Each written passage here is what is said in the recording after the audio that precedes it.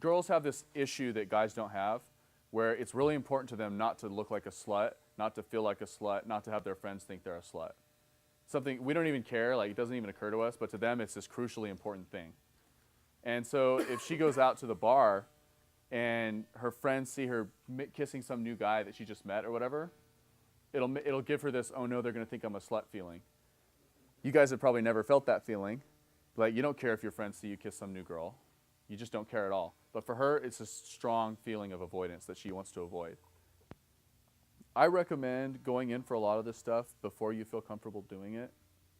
Like, don't wait for the perfect moment to try your kiss close, okay? Instead, just make yourself a rule that, okay, if I'm 10 minutes into any set, I'm going to go for the kiss, and I'm going to do it 1,000 times. 1,000 times is, what was that, 5 months? Assuming you do 4 nights a week, 12 sets a night. A lot of this stuff is calibration. You just get this intuition. After you're in the field for a long time, you just get this feeling. You know when you can go for the kiss. You know when it's not ready yet. You know when you can say this and when you shouldn't say that. You just get a real strong feel for it. Okay, how are you going to get that feeling if you don't just go out and try it? If you go out and just try to kiss, you know, go into a set, at some point go for the kiss, go to the next set, at some point go for the kiss. If you do that 100 times, 500 times, 1,000 times, then what's going to happen is you're going to develop this feeling where you just know exactly when you can do it and when you can't.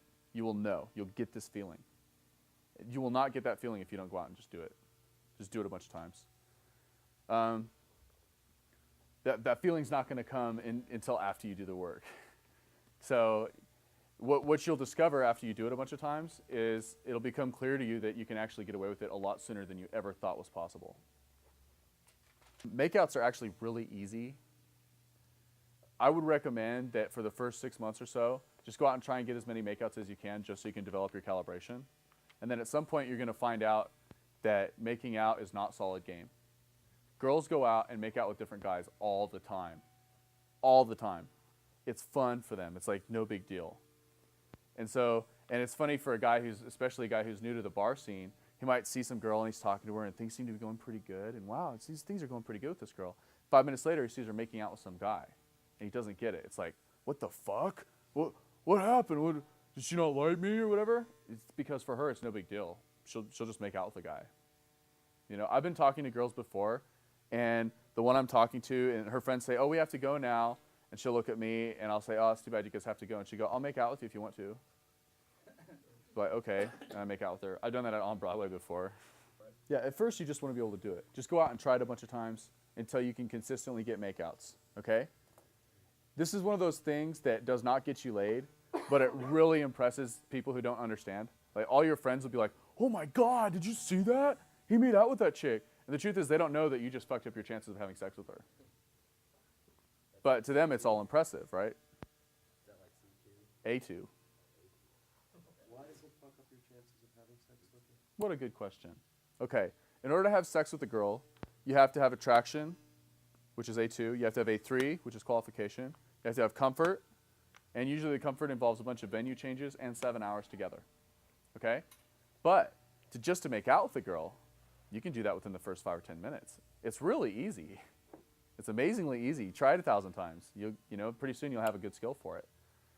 You can go in and talk to a girl and basically pump up her emotions and get her all giggly, do a false disqualifier, go in for the kiss. And you can make out with her, okay? The next day, she's not going to return your phone calls. You're just some guy that she talked to for 5 minutes and kissed on. She was drunk. It doesn't count. Okay? So what happens when the guy calls? Hey, you want to get together, have some dinner?